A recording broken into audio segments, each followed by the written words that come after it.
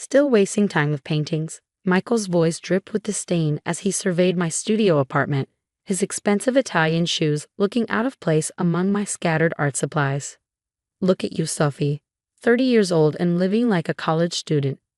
I continued working on my canvas, refusing to give him the satisfaction of a response. The afternoon light filtered through my paint-splattered windows, casting a warm glow on the cityscape I was creating. Dad's worried about you, he continued, picking up a brush with 2 fingers like it might contaminate him. We all are. The Anderson name means something in this city. You can't keep playing around with watercolors forever. The Anderson name. Our father's real estate empire stretched across 3 states, with Michael as the crowned prince ready to take over. Meanwhile, I was the family embarrassment, the daughter who chose art over economics. I'm not playing, Michael, I finally said, setting down my brush. This is my career. He laughed, the sound echoing off my bare walls.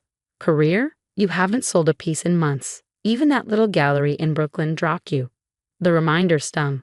Harrison Gallery had indeed terminated my contract last month, but not for the reasons my family assumed. I'd been the one to walk away when I discovered they were undervaluing local artists' work. Why are you really here? I asked, wiping my hands on my paint-stained apron. Michael's expression shifted to what he probably thought was brotherly concern. Dad's offering you another chance. Executive position at Anderson Development, your own office, company car, real salary. All you have to do is give up this hobby. I looked around my small studio. Canvases lined the walls, some finished, others in progress. My latest series explored urban development's impact on communities, something my family's company never considered when demolishing historic buildings for luxury condos. Tell Dad thanks, but no thanks. I'm good here. Good? Michael gestured around incredulously. You call this good? Sophie, you're living on instant noodles and hope. Meanwhile, I just closed a $50 million deal. Congratulations, I said flatly. I'm sure the country club is very impressed. His face hardened. You know what? Fine. Keep pretending you're some tortured artist, but don't come crying to us when you can't make rent. After he left, I sat on my paint-splattered stool, his words echoing in my mind. The truth was, I hadn't told my family about the changes in my life. They didn't know about the meetings I'd been having, the plans I'd set in motion. My phone buzzed. A text from Maya, my best friend since art school. Just heard about the Harrison thing. You okay? I smiled, typing back, better than okay. Meeting with investors tomorrow. Still want in. Her response was immediate. Hell yes. The art world won't know what hit it. 6 months earlier, I'd started noticing a disturbing pattern in New York's gallery scene. Small galleries were being bought out by large corporations. Artists were being exploited, and authentic voices were being silenced in favor of mass-market appeal. That's when the idea hit me. What if there was a gallery chain that actually supported artists? One that offered fair commissions, promoted diverse voices, and helped build communities around art? I spent months developing the business plan, using skills I'd learned growing up in a business-focused family, skills they never realized I'd absorbed. Maya, who'd gone on to get her MBA while maintaining her art practice, helped refine the numbers. The next morning, I stood before a panel of investors in a borrowed suit, my hands still faintly stained with paint. Ms. Anderson, the lead investor, leaned forward. Your proposal is intriguing. A chain of galleries focused on artist advocacy and community engagement. But why should we trust an artist to run a multi-million-dollar business? I met his gaze steadily, because I understand both worlds. I know what artists need to thrive, and thanks to my family background, I know how to make it profitable. The current gallery model is broken. I can fix it. 2 hours later, I walked out with initial funding of $10 million. My hands shook as I called Maya. They're in, I breathed. All of them. Maya screamed so loud I had to hold the phone away from my ear. I told you. When do we start? Immediately. Start contacting the galleries on our list. And Maya? Not a word to my family, not yet. Over the next year, I worked in secret. Through a series of shell companies, I began acquiring struggling galleries across the city. Each one was rebranded under the umbrella of Phoenix Art Collective, a name chosen because it represented rising from the ashes of a broken system. The changes were subtle at first. Higher commission rates for artists, community workshops, partnerships with local schools. But soon, word spread in the art community. Phoenix galleries became known as places where artists were treated fairly and art was accessible to everyone. I moved out of my studio apartment into a modest 2-bedroom, converting one room into an office. My family assumed I'd finally started selling enough paintings to afford it. They didn't know I now owned 15 galleries across New York, with plans to expand to Chicago and Los Angeles. Then came the call that would change everything. Sophie, Maya's voice was urgent. Anderson Development just announced plans for a new luxury complex in Soho, mixed-use retail and residential. So, they announce new projects all the time. No, you don't understand. They're partnering with Arts United Corporation for the retail spaces. And guess who owns all the galleries Arts United wants to acquire? My heart stopped. Phoenix Art Collective owned every major gallery in their target area. They can't proceed without our approval, I said slowly, realization dawning. Nope. I could hear Maya's grin through the phone. Your brother's $50 million deal. It's worthless without your signature. That night, I received an email from Anderson Development's legal team, requesting a meeting with Phoenix Art Collective's CEO.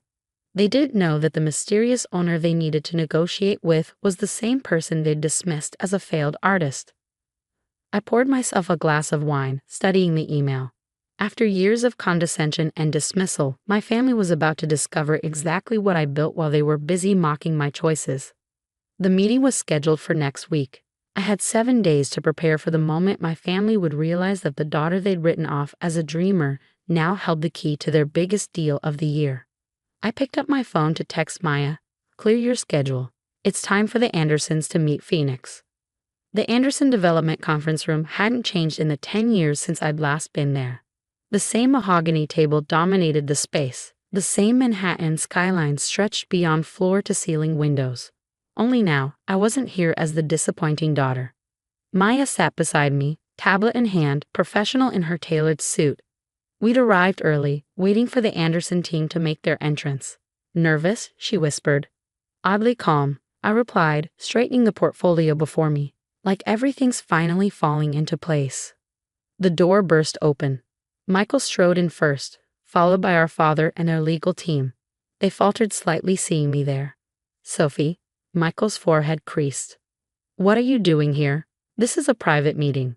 I smiled pleasantly. "I know, I'm right where I'm supposed to be." Dad's expression darkened. "We're meeting with Phoenix Art Collective's CEO. If this is another attempt to prove yourself." "Actually," Maya interrupted smoothly, "you are meeting with Phoenix's CEO." She gestured to me. "Sophie Anderson, founder and chief executive of Phoenix Art Collective." The silence that followed was deafening. Michael's mouth opened and closed like a fish out of water. Dad gripped the back of a chair, his knuckles white. "That's impossible," Michael finally sputtered. "Phoenix owns half the major galleries in New York. They're worth $47 million at last valuation." I finished for him. "Though with our Chicago expansion next month, that number's expected to double." Dad sank into a chair. "You're saying, all this time?" "All this time I was building something," I said calmly. "Something that matters. While you were busy mocking my art career, I was revolutionizing how galleries operate in this city." Michael's shock transformed into calculation. "Why didn't you tell us? We could have worked together from the start." "Really?" I raised an eyebrow. "Like when you called my work a hobby last week, or when Dad offered me a pity position because he thought I was failing." "That's different," Dad protested. "We didn't know." "Exactly. You didn't know because you never bothered to look past your own assumptions." I opened my portfolio. "Now shall we discuss the Soho development project?" Michael straightened his tie, slipping into business mode. "Yes, well, our proposal is straightforward. Arts United Corporation will manage all gallery spaces in the new complex." "That won't work," I said, sliding documents across the table. "Phoenix has exclusive rights to all major gallery operations in that area. Arts United can't proceed without our cooperation." "What do you want?" Dad asked quietly. "Full control of the gallery spaces. Phoenix will manage them directly, maintaining our artist-first policies and community engagement programs." Michael scoffed. "That's not how luxury developments work. We need prestigious names, high-end clients." "You mean like the Clinton Foundation, which exclusively books their charity art auctions through Phoenix? or the MoMA trustees who partner with us for emerging artist showcases. I smiled at his stunned expression. I understand this business, Michael, better than you think. Maya pulled up projections on the conference room screen. Phoenix galleries generate 40% more revenue per square foot than traditional galleries.